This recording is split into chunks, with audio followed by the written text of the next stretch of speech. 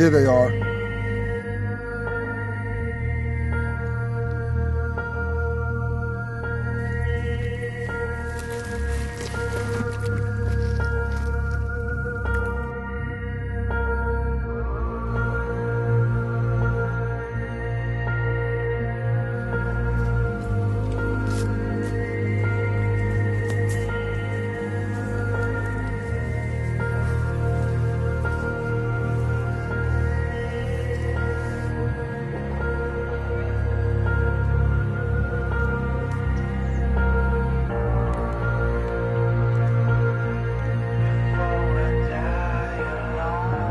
Do you want the hairspring set? Not this time. The agreed upon distance is 10 paces.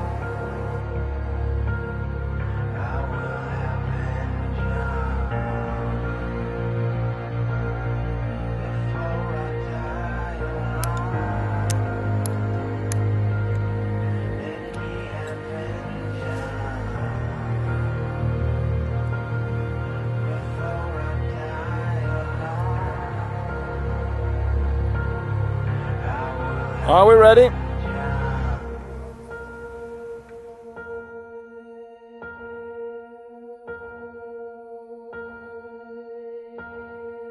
Present! Sometimes. Well, sometimes politics gets nasty. And words and actions sometimes escalate into violence. And a man has to uphold his honor. Such was the fate of Alexander Hamilton.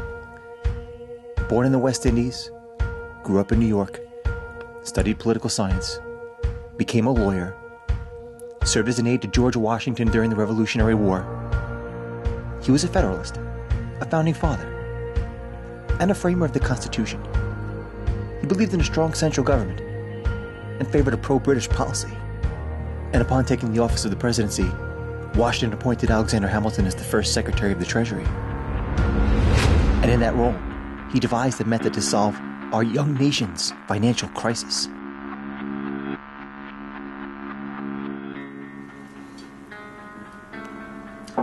So how's it feel to be back in Philadelphia, Mr. Jefferson? It's much changed, Mr. Hamilton. All cities swallow everything in their way. It's no surprise to me. That's why I'm important. As you all know, I've been in revolutionary France, where the streets are filled with the sounds of liberty, the overthrow of ancient tyrannies, and to return from there to this, our cradle of revolution, to find that the dinner table discussion is about conversations of banks, money, and authority. It is most unwelcome. Unwelcome, perhaps, but necessary.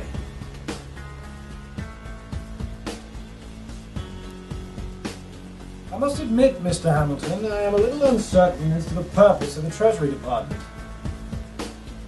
No doubt its function will reveal itself to me in good time. The future prosperity of our nation rests chiefly in trade. Trade, among other things, depends on the willingness of other nations to lend us money. How would you propose to establish international credit? The first step would be to incur the national debt. The greater the debt, the greater the credit. To that end, I recommend to the President that Congress adopt all credits incurred by the individual states during the war through a national bank. The idea being that if the state owes Congress money, then other nations will feel more inclined to lend it to us.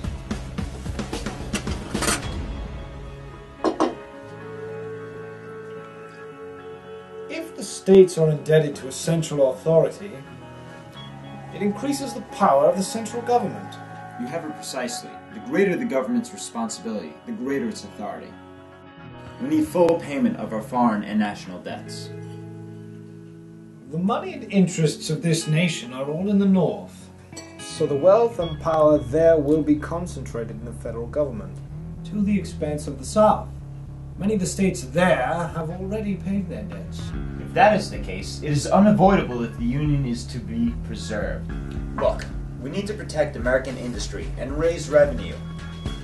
I want to help our manufacturing and introduce a protective tariff on all foreign goods. I also propose an excise tax on whiskey to raise revenue and pay off our debts. I fear our revolution would have been in vain. If a Virginia farmer is indebted to a New York stock jobber, who in turn is indebted to a London banker, the opportunity for corruption would prove irresistible. We've had it as I've heard say. If men were angels, then there'd be no need for government. Sadly, that is very well said. That being said, our nation cannot bind together without a strong central government. But we must accommodate the needs of our constituent states, both north and south. The power of one must check and balance the other. To that end, we must dedicate all our energies. And that, in short, represents Hamilton's financial plan, which received congressional approval.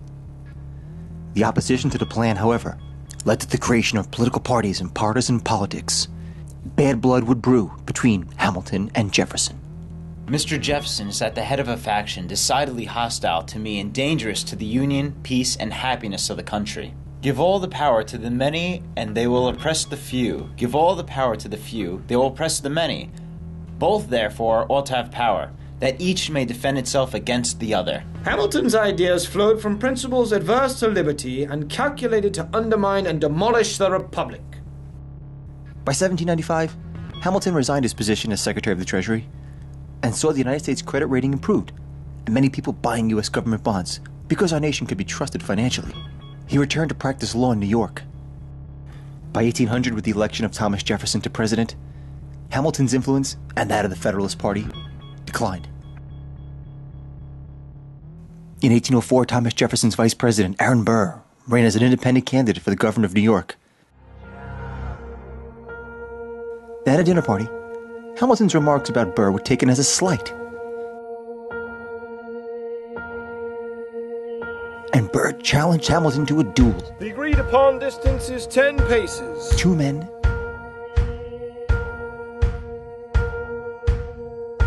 2 guns. Burr fired first.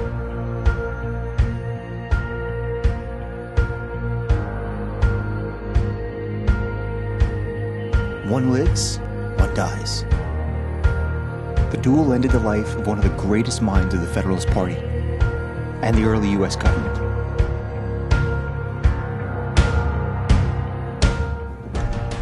Alexander Hamilton, Secretary of the Treasury, framer of the Constitution, founding father.